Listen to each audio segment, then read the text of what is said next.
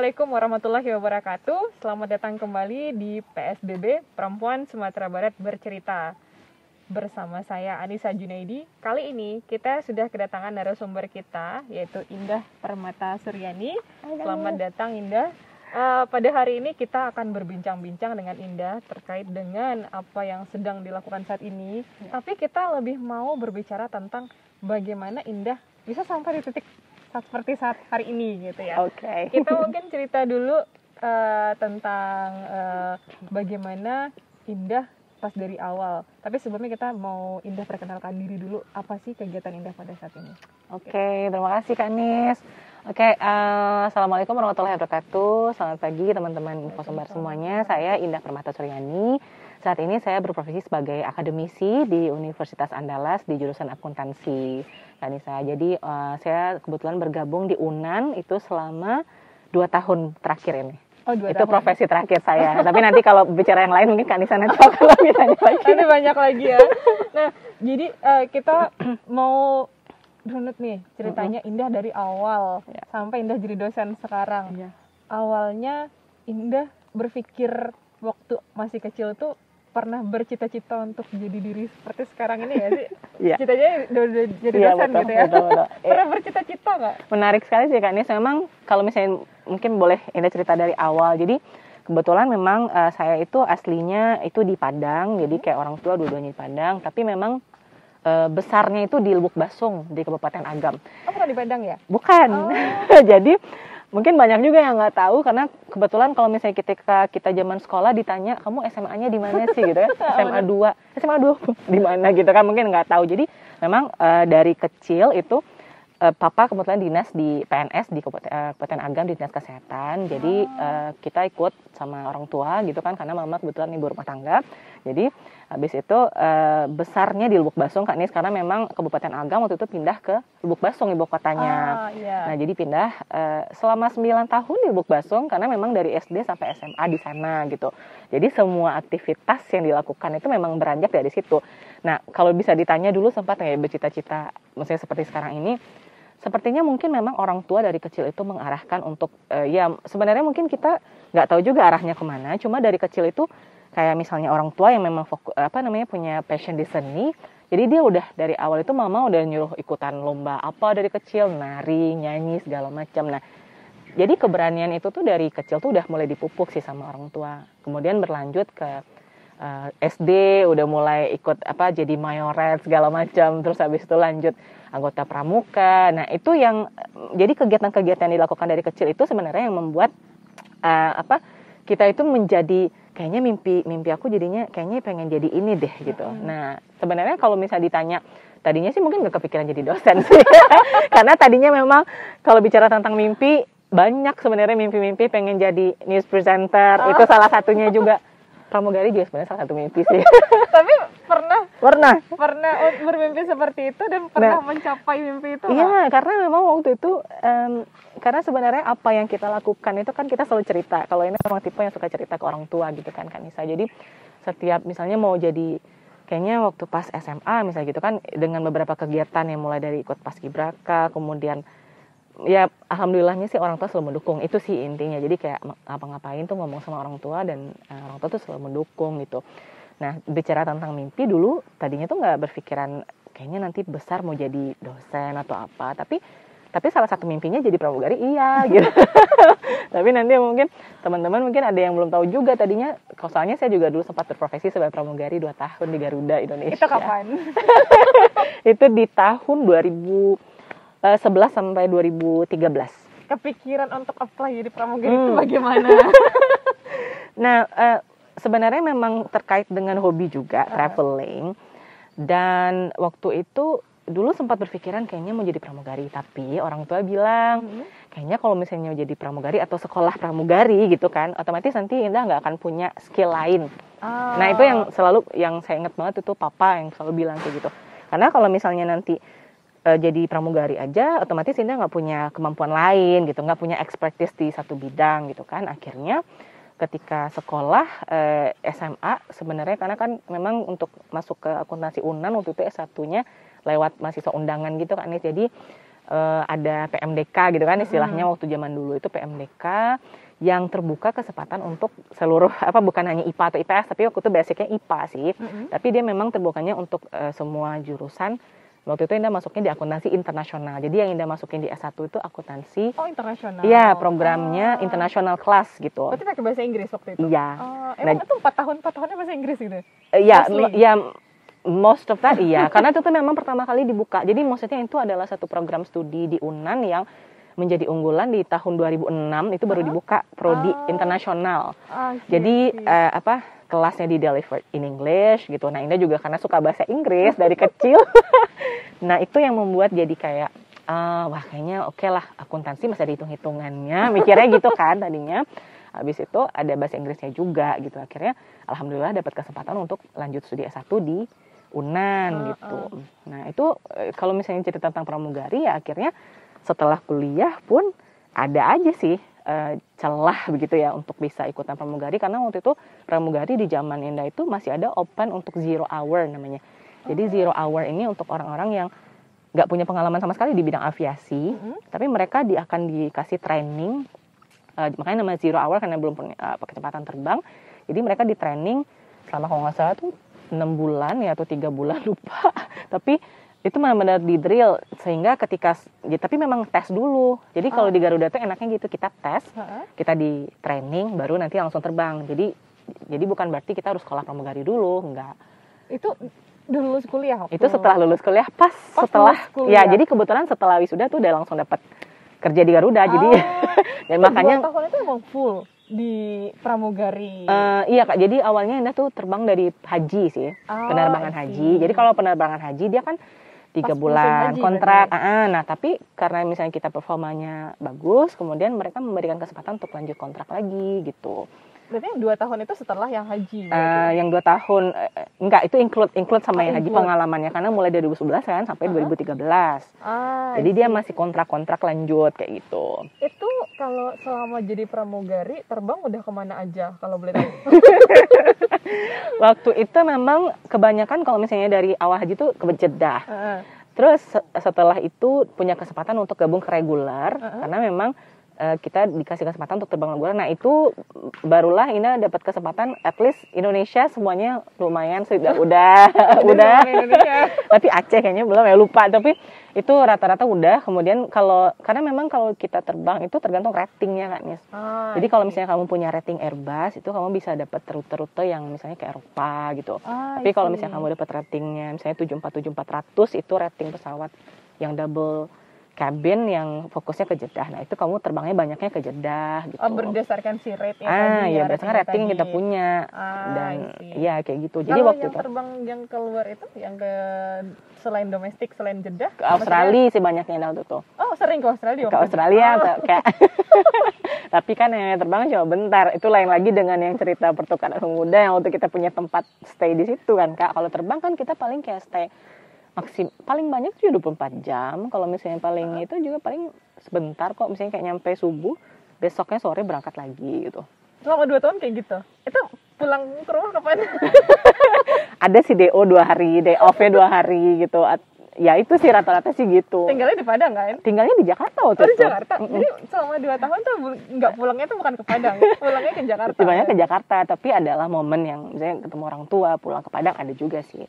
Ya paling lama sih cuma 2 hari. Itu sih sebenarnya sacrifice kayak pengorbanan mungkin ya ketika kita misalnya kerja di situ ya itu lain hal lagi. Kalau mungkin kalau misalnya banyak juga Kanisa makanya mimpi-mimpi yang tadi itu tuh kita juga pasti bisa tahu kalau tadi itu pengen jadi pramugari kayaknya rasanya gini deh. Tapi mungkin kayak ini untuk kedepannya gimana gitu kan, karena kan waktu itu belum punya anak. Betul, belum nikah juga kan? Waktu itu udah nikah, tapi belum punya anak. Berarti waktu terbang itu udah nikah waktu itu? Udah. Udah. Luar biasa ya, maksudnya dari tadi waktu lulus kuliah terus langsung jadi pramugari 2 tahun. Tadi Indah sempat ngomong nggak selama pertukaran pemuda. Sempat pertukaran berarti? Iya, dulu ke Australia dulu kan Isa. Jadi Indah dulu ikutan program pertukaran pemuda antar negara. Jadi programnya ini di bawah Kemenpora di 2010 waktu itu. Jadi di 2010 itu kita waktu itu ikutan program itu kan dia ada tesnya. Nah, alhamdulillah waktu itu ini perwakilan Sumatera Barat. Jadi ada 18 orang dari Indonesia. Nah itu programnya di tahun itu kita ke Queensland di Brisbane. Jadi di Brisbane itu selama 2,5 bulan, dia programnya 5 bulan. Tapi sisanya itu kita melakukan community development di Indonesia bersama orang Australia. 18 orang yang lainnya. Jadi dia total 36, 18 Indonesia, 18 orang Australia. Tapi pas kita nyampe di Australia, nanti orang Australia ikut ke Indonesia, lakuin community development. Tapi gitu ya? Tapi kalau untuk yang kita peserta Indonesia, di Australia itu kita bisa kerja magang, Kak Nisa. Jadi waktu itu Indah alhamdulillah dapat kesempatan kerja di Brisbane City Council, kayak di pemerintahannya lah gitu. Jadi di bagian corporate finance. I see. Nah, berhubungan sama potensi ini ya. Nah, itu baiknya program itu. Jadi maksudnya dia nggak cuma explore non academic performance kayak budaya atau kesenian yang kita punya, tapi dia juga ekspor academic performance yang kita punya gitu. I see. Berarti selama 2,5 bulan tuh bisa belajar dari sana langsung ya? Iya, karena memang ada kesempatan untuk tinggal sama orang Australia juga. Jadi kita memang tinggal sama host family yang orang Australianya gitu. Itu 18-18-nya emang di Queensland ya tadi? Iya, di sana semua atau 18? Semuanya di situ. Di Queensland, tapi kan beda-beda daerah bisa disebar, kemudian tempat magangnya juga di beda-bedain gitu. Berarti bukan di kantor yang sama ya? Bukan, beda-beda. Tergantung passionnya. Misalnya kayak Kanisa, misalnya nanti backgroundnya di bahasa Inggris, nanti kan kebanyakan tuh kayak misalnya ngajar anak-anak sekolah gitu kalau kan. Bisa kita bahasa Inggris atau ngajar bahasa Indonesia di situ karena di Australia itu kan ada fokusnya. Yang kayak gitu. Jadi itu program yang membuat I think it's changed my life lah gitu ya, karena dengan mengikuti itu banyak kita bisa mulai menata mimpi, kita menjadi pede gitu loh Kak Nis. Karena kalau misalnya cuma bermodalkan dari kecil, mungkin ikut-ikut kegiatan yang dari sampai SMA aja, mungkin itu nggak akan terwujud juga sih yang lain-lain itu. Dan nggak punya insight juga ya, maksudnya dari siapa atau apa gitu. Berarti banyak banget pengalaman pas dari awal tadi udah terbang, terus sempat di Australia. Iya. Setelah itu tuh tahun berapa Indah yang ke Queensland tadi? 2010. Setelah dari sana baru ke ini ya, jadi pramugari ya berarti. Apa sih? Iya. Jadi sebelumnya sih kalau misalnya kita dari awal kuliah, ini kan 2006 masuk kuliah kan Kak. Nah itu karena memang dari awal udah sibuk-sibuk ikut kegiatan ini itu tuh berpikir kayaknya kuliah ini bakalan agak sedikit di slow. Maksudnya kayak nggak usah terlalu sibuk lah, karena kan mikir SMA sama kuliah tuh beda atmosfer gitu kan. Tapi ternyata emang dasarnya nggak bisa diem gitu kan.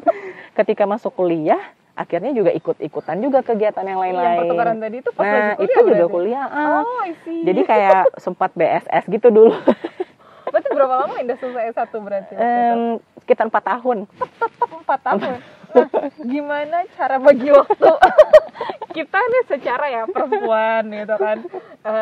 Maksudnya dengan kita perempuan ini lebihnya itu bisa dibilang gimana ya, ada kekhawatiran dari orang tua ataupun mungkin lingkungan.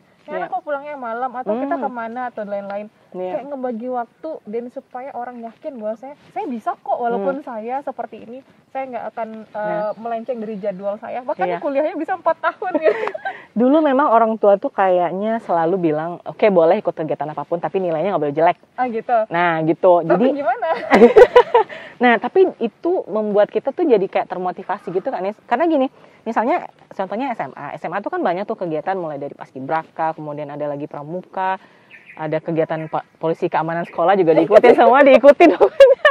Jadi tapi orang tua bilang pokoknya nilainya nggak boleh jelek gitu kan. Maksudnya jangan, karena memang ya mau nggak mau kita pasti fokus ke nilai juga ujung-ujungnya gitu kan. Karena memang kalau nilainya nggak tinggi nanti nggak bisa masuk kuliah gitu-gitu. Nah itu yang membuat, nah kemudian ngelihat teman-teman misalnya kita sibuk di luar, tapi tugas banyak. Terus tugas banyak, tapi teman-teman udah pada ngerjain tugas, kita belum. Nah itu yang membuat kayak, wah ini semuanya pada selesai tugas, ya udah kita harus buruin juga. Jadi ya otomatis at least kalau misalnya ada suatu kegiatan yang memang padat, ya harus begadang juga sih ngerjainnya, karena kan waktu juga terbatas gitu kan Kak. Tapi kan ujung-ujungnya sih kita harus bisa nge-manage gimana waktu kita biar bisa maksimal. Tapi itu sih yang paling ingat banget, orang tua nggak pernah melarang, tapi beliau selalu bilang, kalau misalnya kamu mau aktif boleh, tapi jangan sampai mengganggu yang lain. Begitu juga ketika udah married ini kan, itu nanti pasti lain cerita lagi kalau udah ada suami dan anak-anak gitu.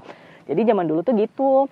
Makanya ini tuh udah memantapkan itu. Oke, kalau misalnya kamu mau sukses atau kamu mau melakukan sesuatu di luar rutinitas, rutinitas yang jadi kewajiban ini jangan sampai tertinggal gitu. Nah, jadi itu sih orang tua memang selalu memantau sih, maksudnya performance selama kuliah atau misalnya selama sekolah itu memang selalu dipantau sama orang tua juga, jadi nggak pernah yang dibiarin itu aja. Kalau udah nilainya turun, kenapa nih nilainya turun ya? Nah, diketahui oleh orang tua dan tetap dibantu untuk support ya. Iya. Even ketika ikut Uda Uni itu orang tua yang anterin ke sana, mama papa yang anterin. Mungkin orang mikir kayak ikut Uda Uni itu tahun berapa? Itu pas zaman kuliah juga kan. Jadi 2006 masuk kuliah. Kan tadi katanya nggak mau diam, sok mau diam tapi ternyata nggak bisa. Terus di 2007 ikutan Uda Uni, perwakilan Agam, karena kan memang gedenya di Agam gitu kan. Jadi maksudnya tuh ada orang dari salah satu komunitas kepemudaan itu mau hubungi, Indah bisa nggak mewakili Agam. Nah, waktu pas kuliah 2006, terus habis itu perwakilan Agam untuk Uda Uni itu ya, itu memang orang tua yang anterin sih sebenarnya. Jadi zaman itu beliau, waktu itu kita tesnya di Agam itu di Parai Hotel. Jadi kita udah di Padang kan, karena memang papa udah pensiun. Kita udah di Padang, akhirnya orang tua nganterin gitu. Nganter ke Agam lagi. Itu berapa hari gitu? Itu kayaknya kita nginep tuh sampai 3 hari gitu. Jadi ditemenin terus. Mama papa beneran. Jadi mungkin orang bilang, aduh udah besar ditemenin mama papa, nggak masalah. Betul. Mungkin orang banyak juga, ini juga ngerti banyak mungkin orang-orang yang merasakan hal yang sama ketika udah gede masih dianterin mama papa. Tapi nggak apa, itu sebenarnya bentuk support dari orang tua yang memang beliau juga orang yang sangat pengen anaknya tuh maju gitu. Jadi nggak masalah. Kita pun juga jangan sampai minder. Aduh masih ditemenin mama papa, ini nggak masalah. Tapi itu bentuk support dari orang tua sih, dan juga doa orang tua kan, ridho Allah juga sih sebenarnya. Jadi itulah momen ketika ikut Uda Uni tuh kan, ikutan tes, alhamdulillah pun juga menang di nomor 1 waktu itu. Luar biasa, alhamdulillah ya. Wow. Dan itu kan udah kuliah ya, maksudnya lagi kuliah gitu kan, dengan segudang kegiatan, ya tau lah ya kuliah, akuntansi lagi, banyak hitung-hitungan lagi, masih sempat seperti itu. Yang bikin semangat itu apa sih? Yang bikin benar-benar saya memang punya passion untuk tetap menjalankan ini, padahal kan itu kayak siang malam gitu. Apa sih yang bikin, pasti semua perempuan yang ada di Sumbar lah, kalau kita di sini kan berbicara dengan perempuan-perempuan Sumbar ya, dengan keadaan kita yang di Sumbar ini mungkin entah itu cuaca yang panas apalagi kalau di Padang ya, apa sih yang bikin tetap semangat gitu, apa sih tetap membuat Indah tuh tetap menikmati kegiatannya seperti ini gitu. Kayaknya itu juga salah satu kaitan dengan belajar tanggung jawab juga sih kan, yang sudah diajarkan dari orang tua. Maksudnya ketika kamu berani mengambil suatu keputusan untuk misalnya ikut Uda Uni misalnya gitu kan, kamu harus bertanggung jawab dengan itu. Maksudnya ya maksimal di situ gitu, karena ini memang tipenya ya nggak bisa yang ngasal. Maksudnya udah jadi terpilih jadi Uni Agam misalnya waktu itu, kemudian juga masih kuliah, ya otomatis juga harus maksimal di Uni Agamnya, tapi kuliahnya juga jangan sampai keteteran kayak gitu. Berarti nggak separoh-separoh ya, maksudnya asal ikut aja. Nah gitu. Iya, jadi memang dari awal tuh ya sama kayak yang tadi pas sekolah. Oke, kalau kamu boleh sibuk tapi sekolahnya jangan sampai keteteran. Nah jadi hal-hal yang kayak gitu tuh udah diajarin dari kecil gitu kan. Jadi nggak bisa yang ngasal. At least kalau misalnya, karena ketika kita jadi duta wisata itu kan ada aja momen-momen yang kamu harus misalnya pergi ke daerah situ gitu kan, atau kemana. Nah itu kita harus siap kan, walaupun kita misalnya lagi kuliah. Nah gitu. Nah gimana tuh? Izin dengan kampus pernah nggak gitu? Tapi alhamdulillah sih aman-aman aja, karena menurut Indah sih itu tuh kaitan dengan komunikasi juga sih kan. Maksudnya gitu. Karena gini, mungkin zaman sekarang yang mahasiswa Indah lihatnya pada suka kada takut ngomong sama dosen gitu. Padahal dosen kan juga manusia. Betul. Dan orang juga kalau di ngomongin baik-baik ada yang marah gitu. Betul. Tapi kalau misalnya nggak sopan ya pasti marah. Betul. Tapi kalau misalnya ngomongnya baik-baik, kemudian dijelaskan itu apa dan nggak bohong, betul, itu aman-aman aja sih. Sejauh itu yang Indah tanamkan gitu. Maksudnya berarti berkomunikasi ya dengan dosen pada saat izin-izin seperti itu, emang dikasih tahu dengan dosen dan memang diizinkan. Iya, tapi kalau misalnya ada tugas ya kamu harus kejarin gitu. Kalau misalnya ada meet, ini kan kalau misalnya kita misalnya midterm exam itu misalnya bertepatan dengan event keluar kota misalnya gitu kan, ya kamu harus nyusul ujiannya, tapi juga jangan terlena. Misalnya kan kadang-kadang dosen pula yang mintain kamu kapan mau meet gitu kan. Betul. Banyak kan gitu ya, karena merasa penting. Nah, jadinya dia nggak bertanggung jawab dengan itu. Tapi kalau misalnya kita dikasih kepercayaan, otomatis setelah kita selesai tugas kita langsung nanya, Bu, kapan nih kita bisa meet gitu. Nah, Betul. jadi selama ini sih Indah ya memang mengkomunikasikan itu aja sih dengan dosen dulu gitu ya kan ya. Jadi apapun itu diomongin, kemudian diceritakan, Pak, kebetulan saya alhamdulillah terpilih sebagai ini gitu kan. Terus kemudian saya ada kegiatan ini, gimana izinnya? Alhamdulillah sih open semuanya sih, dosen-dosennya baik-baik semua. Jadi nggak ada momen yang kalau kamu sibuk nilai kamu langsung nggak ada. Iya benar. Jadi kayak gitu ya, maksudnya walaupun kita adalah mahasiswa, nggak ada alasan untuk saya kan masih kuliah gitu. Kan banyak tuh alasan, saya kan lagi kuliah nih, saya kan lagi nggak bisa apa-apa. Pokoknya selagi komunikasi itu berjalan dengan baik dan kita juga respect, kalau misalnya mahasiswa pasti respect dosen, pasti dosen juga akan memahami. Yang penting sih cara berkomunikasi, tapi nggak boleh bohong. Intinya jujur karena jujur itu adalah hal yang paling itu sih menurut Indah yang harus ditanamkan. Jadi jangan sampai bohong. Jangan sampai bohong. Apalagi ketahuan ya, jangan-jangan nggak kesana. Nah gitu. iya, itu yang membuat kepercayaan orang jadi menurun kan. Jadinya nggak mau lagi besok-besok kasih izin. Habis itu bukannya malah prestasi yang malah bagus, malah ditandain nggak dikasih nah izin iya, lagi. Jadi itu sih sebenarnya yang sudah Indah pernah jalanin, Kak. Luar biasa. Kalau di Indah sendiri nih, siapa sih sebenarnya yang paling mendukung, entah itu sebelum menikah, kalau dulu atau mungkin sama atau berbeda, sebelum menikah dan sekarang setelah punya anak gitu. Siapa sih yang paling mendukung Indah sampai Indah ceritanya kan sekarang udah, mohon maaf itu putra putrinya sudah 3 dan kami masih sibuk gitu kan. Siapa sih yang sangat mendukung sampai Indah tetap bisa berkegiatan seperti sekarang gitu? Oke. Kalau misalnya sebelum menikah, ya orang tua. Jadi orang tua, mama papa tuh memang kayak support system yang utama lah gitu ya. Sampai sekarang pun masih orang tua, tapi plus suami. Bertambah ya? Bertambah. Tapi orang tua masih tetap, karena apapun itu, mau kayak Indah ada event apa gitu, pasti orang tua kayak, si Indah sekarang lagi ada ini nih, gitu, ada webinar ini, terus jadi moderator sama apa gitu kan kegiatannya, dia pasti mama nonton juga, kayak dulu kerja di Paran TV juga, mama papa tuh selalu ngedukung gitu. Nah ketika sudah menikah, ya otomatis suami juga utama, karena kita sudah sudah punya lingkungan baru gitu kan, tinggal dengan suami dan sekarang udah punya anak juga. Jadi dari dulu tuh alhamdulillah suami selalu mendukung sih Kanisa. Mulai dari pramugari itu kan udah married, dia udah menikah juga. Tapi ya jadi saya tuh umurnya meritnya di umur 23, lumayan waktu itu kayak masih muda ya. Sangat muda itu. Sangat muda. Jadi mungkin di saat orang berpikir zaman sekarang nikah umur 23 nikah muda, Allah ini bukan zaman Siti Nurbaya gitu kali orang bilang ya. Tapi di situ Indah membuat merasa bahwa orang berpikir mungkin nikah muda tuh kamu nggak bisa ngapa-ngapain, atau kamu habis nikah tuh cuma mau bisa ngurusin anak. Betul. Sama apa gitu. Tapi ternyata tergantung suaminya sih sebenarnya kalau menurut Indah. Jadi atau tergantung kita mengkomunikasikan ke suami. Nah itu gimana itu kan anak udah 3 nih ceritanya. Walaupun emang orang tua support gitu kan, tapi memang pasti semuanya ridho suami ya. Bagaimana mengkomunikasikan dengan nggak hanya dengan suami pasti dengan anak juga nih.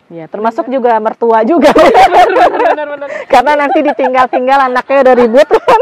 Cucu-cucunya gitu. Nah anak-anak sendiri bagaimana tuh dengan kegiatan Indah yang seperti sekarang? Kalau dengan maksudnya dengan kegiatan saya dari pagi. Kadang-kadang kalau apalagi kalau sekarang WFH ya, itu webinar gitu kan. Gimana Indah mengatur waktu? Kalau tadi kan ngatur waktu zaman kuliah seperti tadi. Kalau sekarang tuh gimana tuh dengan apalagi dengan anak gitu. Nah, sebenarnya mungkin tadinya dulu sempat juga sih Kak Nes kepikiran kayaknya nggak usah kerja deh gitu, ngurusin anak aja.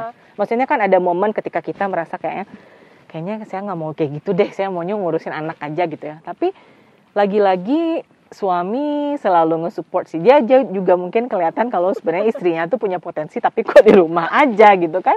Jadi dulu sempat yang ketika habis pramugari itu kan Indah sempat yang les sama ketemu sama Anissa, itu kan momen ketika ya udahlah pengen upgrade diri aja gitu tanpa ada tujuan apa-apa tuh waktu itu. Tapi itu sempat waktu Indah les itu waktu itu belum punya anak waktu itu ya? Belum. Itu kan pas udah selesai lesnya juga hamil anak pertama. Itu karena waktu pas di Garuda tuh kan memang ketentuannya kan kita nggak boleh hamil gitu kan. Gitu.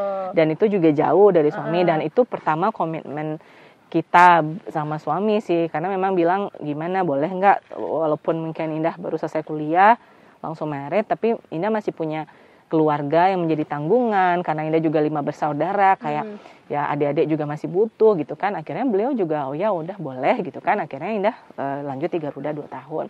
Nah, tapi setelah itu juga kita keluarga juga jadi prioritas karena memang tinggal di Jakarta harus balik ke Padang kan Kanis. Balik ke Padang, alhamdulillah ini ikutan les tuh kayak iseng aja sebenarnya. Jadi intinya menurut Indah sih apapun itu kita jalanin aja. Nanti ya. Nextnya pasti ada aja gitu jalannya. Nah itu yang mengawali. Sempat juga nggak kerja, tapi anak-anak juga ya waktu itu masih Kaila ya, karena kan S2 itu pas udah ada Shanum ya kalau salah. Berarti masih Kaila yang belum kerja sama sekali nih. Itu yang tadi kan ngambil les kan, waktu itu tahun berapa ya? Waktu 2013 kayaknya setelah selesai pramugari itu. Itu memang les ada keinginan untuk lanjut sekolah? Enggak. Belum ada. Jadi emang iseng aja kok.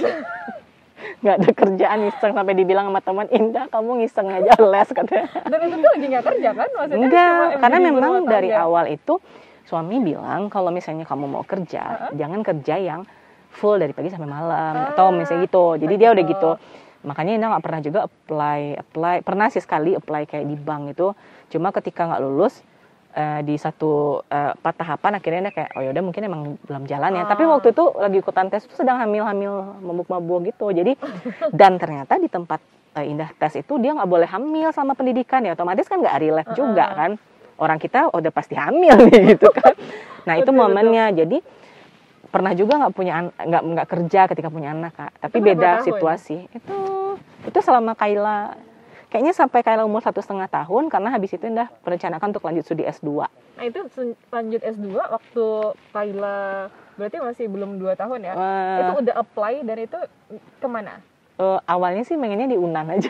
Oh iya, jadi sempat mau kepikiran kuliah di S2 di UNAN? Iya, karena memang mikirnya aduh anak masih kecil, ya sama lah seperti ibu-ibu yang lain juga pasti punya pemikiran kayak gitu kan. Bener. Anak masih kecil gitu kan, suami punya usaha terus nanti ditinggal dia gimana gitu. Betul. Jadi sempat kepikiran ya udahlah nggak usah lah kemana-mana, udah di Padang aja. Tapi waktu itu ada dosen gitu kan yang beliau tuh sangat motivasi juga, jadi beliau waktu itu bilang Indah si itu kemarin minta rekomendasi ke saya ke Australia beliau. Wah padahal saya mau minta rekomendasi ke UNAN aja sama bapak gitu kan. Tapi dengan semangat itu akhirnya saya juga jadi ke-trigger untuk bisa lanjut studi ke luar negeri. Dan ada juga si junior yang bilang, ya Indah sekarang ada beasiswa loh katanya gitu. Waktu itu ambil beasiswa apa? Beasiswa LPDP. Nah dia bilang LPDP kalau misalnya mau keluar negeri tuh Kak IELTS aja yang perlu dikejar katanya gitu kan. Kalau nilai kan udah pasti insya Allah bisa gitu kan. Akhirnya udahlah ikutan IELTS dan ya alhamdulillah dapat juga itu skornya, tapi memang nggak sekali juga sih kan ya. Misalnya kalau berbicara tentang hal-hal itu pasti juga orang berpikir nggak sekali waktu itu langsung lulus. Enggak. Berapa kali? 5 kali. Wah, tapi ini penyemangat loh. Kalau yang bilang, aduh saya nggak mau keluar negeri gara-gara tes IELTS saya gagal, baru berapa kali? Belum sampai 5 kali. Jadi 5 kali itu karena memang waktu itu gini Kak, dia bandnya naik turun. Gitu. Tapi overallnya tetap sama. Cuma bandnya kan misalnya nggak ada yang boleh di bawah 6. Nggak ada yang boleh di bawah 6 gitu.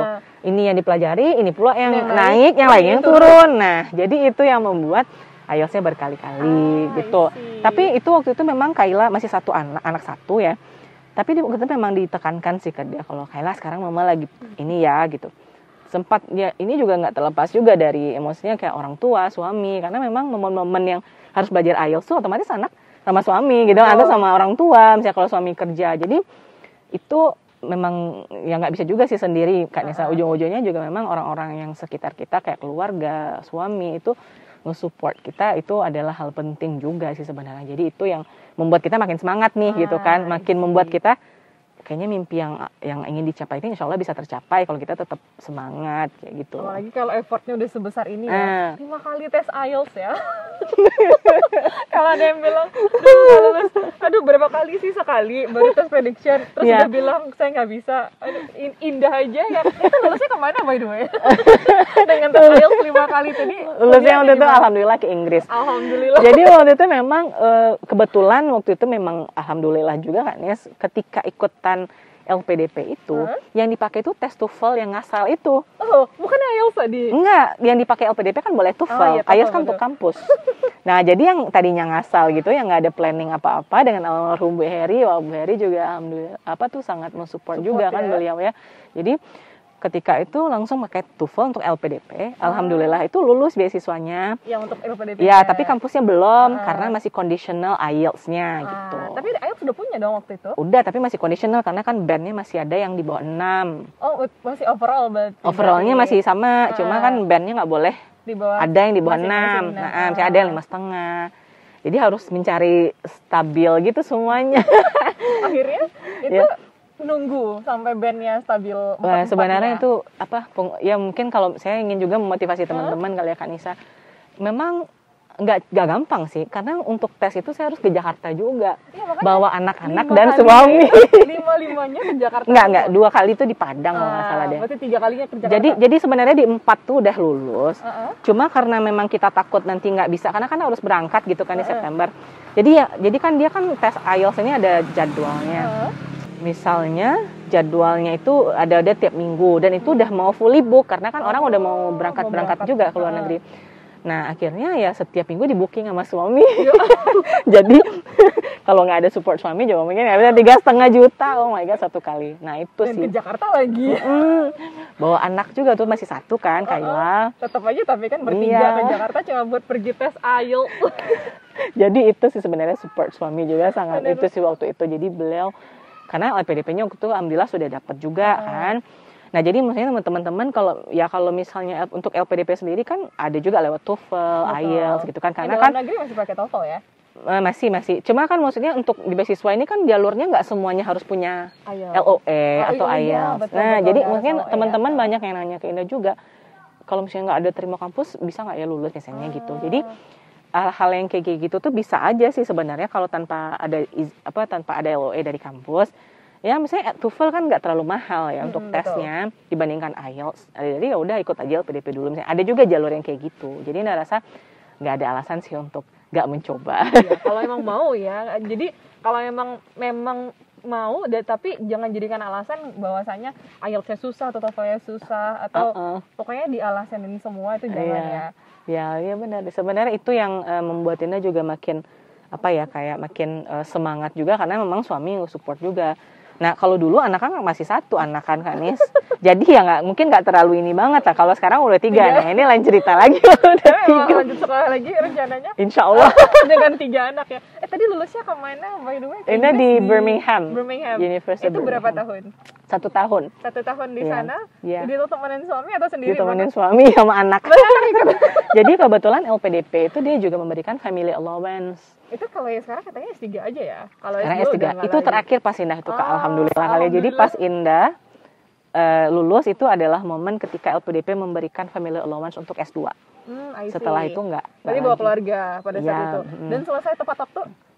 Selesai tepat waktu, tapi waktu itu harus dipospon sedikit karena memang Indah kan untuk sempat hamil, bed rest gitu ya Kak. Jadi kalau di luar negeri itu hal-hal yang kayak gitu tuh alhamdulillah ya. Mereka support ya? Mereka support banget. Jadi untuk wisudanya Indah juga nggak bisa datang. Tapi Indah harus pulang karena memang harus lahiran di Padang. Indah nggak mau lahiran di sana. Jadi sebenarnya bisa lahiran di sana, cuma memang waktunya itu tuh sebenarnya masih ada sih kayak izinnya, cuma resident permitnya.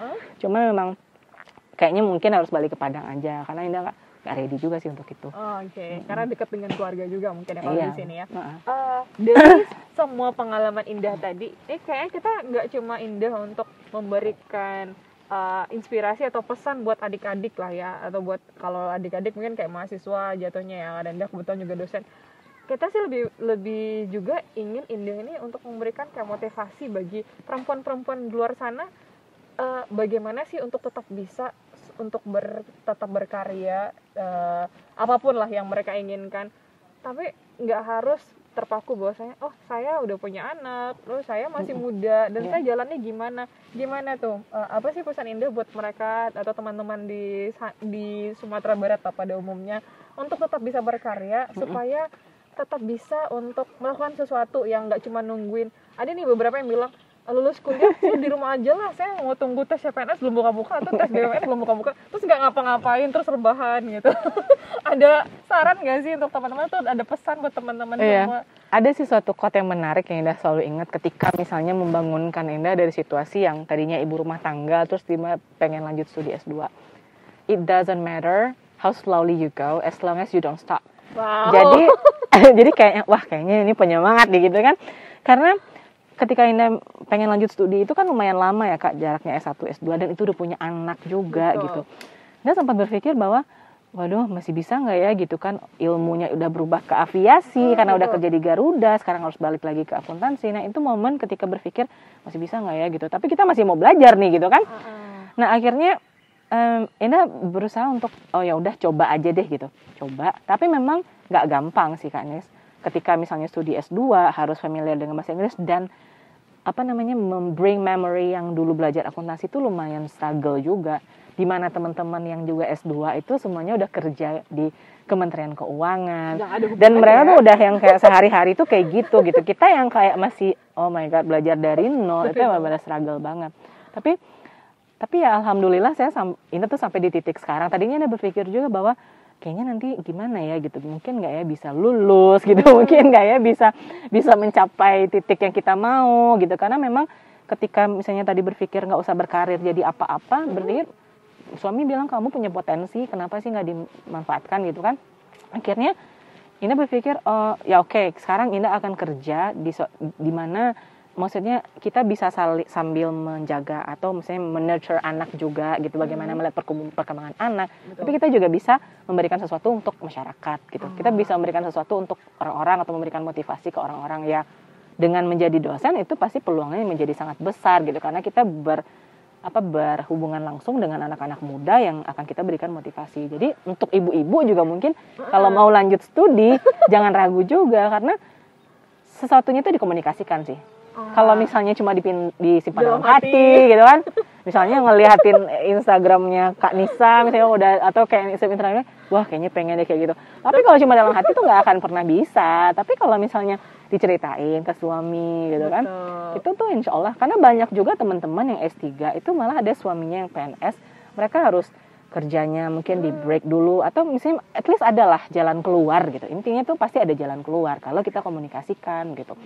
Jadi kalau misalnya sempat gagal ya otomatis coba lagi. Itu juga sih sebenarnya yang, karena gagal itu ketika kita mempunyai antusiasme yang sama untuk ke depan itu insya Allah gagalnya habis, suksesnya tinggal berakhir ya mas. Jadi nggak ada ya ceritanya kita tuh yang benar-benar gagal tuh nggak ada ya. Pasti gagal tapi ada juga berhasilnya. Betul. Gitu. Jadi nggak yang otomatis gagal terus. Tapi kalau kita berhenti di gagal 2 kali ya bisa jadi endingnya gagal gitu kan. Karena emang berhenti. Iya, tapi endingnya ketika kita coba-coba lagi tuh pasti ada sukses di akhirnya. Setuju. Luar biasa.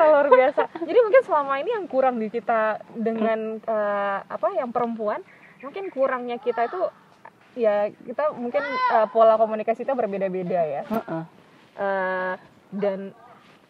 Dan ketika perempuan-perempuan yang mungkin mereka hanya melihat saya pengen kayak gitu cuma dipendam-pendam sendiri gitu kan. Iya, tapi karena memang hakikatnya perempuan kadang-kadang suka gitu kan Nisa. Sama suami tuh pengennya diapain biar bisa dibaca pikiran gitu tanpa dikomunikasikan. Nah, gimana sih tipsnya supaya kita tetap bisa untuk berkomunikasi tapi kita nggak kecewa ketika kita mengungkapkan hal tersebut. Misalnya nih ada nih, pernah nggak sih Indah mengalami kayak nggak disetujui dengan ide, misalnya kayak sekarang saya mau dong ngambil ini, saya mau keluar negeri sekarang tapi ternyata nggak sesuai dengan ini dan tidak sesuai juga dengan keinginan kita. Sempat seperti itu dan gimana sih cara overcome hal seperti itu gitu? Pertama mungkin persuasionnya kayak ngajaknya nggak cuma sekali, ngomongnya nggak cuma sekali.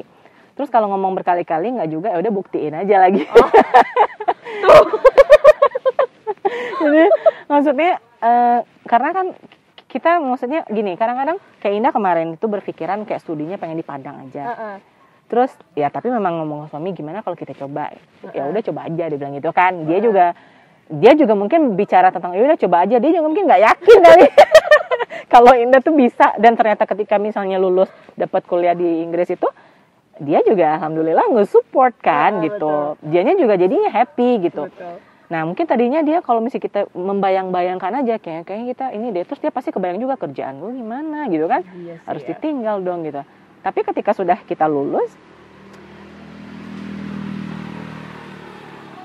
ketika kita sudah lulus, kita sudah buktikan, dia juga alhamdulillah akan mensupport selebihnya gitu. Jadi intinya jangan dipendam di dalam hati. Atau cuma untuk diomong-omongin aja terus nggak dilakuin gitu ya? Maksudnya kita nggak ada effortnya gitu, kita nggak kelihatan Iya. effortnya ya, otomatis nih kamu aja nggak semangat gitu kan, gimana orang bisa ngedukung gitu, jadi kayak gitu. Nah makanya ini sih sebenarnya gitu, jadi apa-apa tuh ngomong-ngomong suami komunikasi, bilang misalnya kayak sekarang nih lagi ada lowongan ini nih, misalnya kayak ini nih lagi ada kampus ini nih buka, kita apply ke sini ya, share ke dia, terus oh ya udah cobalah gitu, nah, baru. Jadi apa-apa tuh diomongin emang. Kalau sekarang kan lebih sama suami intensnya gitu kan Kak ya. Nah, anak-anak sih alhamdulillah support ya. Kayak misalnya sekarang dia tahu juga kalau mamanya kalau udah ada pakai jilbab terus kayak oh kalau kayak Shanum yang nomor 2, oh mama mau nge-zoom, iya nggak pergi kok di rumah aja. Udah paham ya? Dia udah paham, jadi dia nggak ada lagi rewel-rewel atau apa gitu kan. Tapi kalau memang ada momen Zoom yang emang kayak seharian, itu kan emang nggak bisa juga, out of control juga. Kalau misalnya anak-anak nangis susah juga kan. Kalau kita yang jadi moderator atau apa kan susah, tapi kalau jadi peserta oke lah. Nah itu juga harus ada perlu bantuan orang tua juga sih, kayak ada tante-tantenya, ontinya yang bantu. Jadi nggak cuma sendiri lah ya. Maksudnya kita lagi Zoom sendiri terus anak di sekitar kita gitu. Iya, kalau kita lagi jadi pembicara atau moderator ya susah, tapi kalau kita jadi peserta mungkin masih bisa lah izin off kamera gitu kan. Kayak gitu sih Kak, yang selama ini sih alhamdulillah anak-anak sih kayak gitu. Ya, tapi nggak terlepas juga dari support suami dan juga orang tua dan keluarga semuanya, adik-adik yang kebetulan juga masih di sini. Alhamdulillah, luar biasa sekali Indah. Ini kayak bener-bener, walaupun pembicaraan tuh kayak panjang, tapi semua itu bener-bener apa ya, kayak nyentil semua gitu. Maksudnya kayak kita sebagai perempuan selama ini mungkin kita lebih banyak mencari excuse ya, mencari alasan-alasan untuk nanti aja lah gitu, atau saya baru nikah nih, saya ini dulu gitu, atau mungkin saya personal juga mungkin seperti itu gitu ya. Tapi kayak ketika Indah bilang kita komunikasiin, tapi nggak cuma cukup komunikasi, tapi kita juga harus buktikan bahwasanya apa yang kita bilang, oh saya pengen ini, tapi kita nggak cuma untuk berharap orang lain yang mengabulkan, tapi kita yang berusaha untuk meyakinkan orang lain tersebut bahwasanya kita juga bisa mewujudkannya gitu ya. Luar biasa Indah, terima kasih banyak ya, sangat-sangat menginspirasi, sangat-sangat memotivasi, dan banyak sekali pelajaran yang bisa kita ambil. Dan sukses selalu untuk Indah. Terima kasih banyak Kak Nis for having me. Terima kasih untuk ilmu-ilmu yang luar biasa. Nah, kita ketemu lagi untuk di sesi berikutnya. Siap. Untuk mencoba membahas detail sebenarnya setiap persiapan tuh mungkin seperti apa gitu ya. Supaya nanti kita juga teman-teman yang juga ingin mengikuti mungkin jejak Indah untuk jadi dosen kah atau seperti jadi pramugari. Nah, itu kan ada beberapa karir yang tidak hanya satu nih. Like random banget ya. Pada saat ini, dan itu masih melakukan hal lain ya, tidak hanya dosen juga gitu. Nah, mungkin kita bertemu lagi di lain kesempatan. Siap, terima kasih banyak terima Indah. kasih. Terima kasih juga teman-teman semua. Sampai bertemu lagi di PSBB episode berikutnya bersama narasumber-narasumber kita yang juga luar biasa. Terima kasih. Mohon maaf jika ada salah kata. Assalamualaikum warahmatullahi wabarakatuh. Terima kasih Indah. Terima kasih Kak Nisa.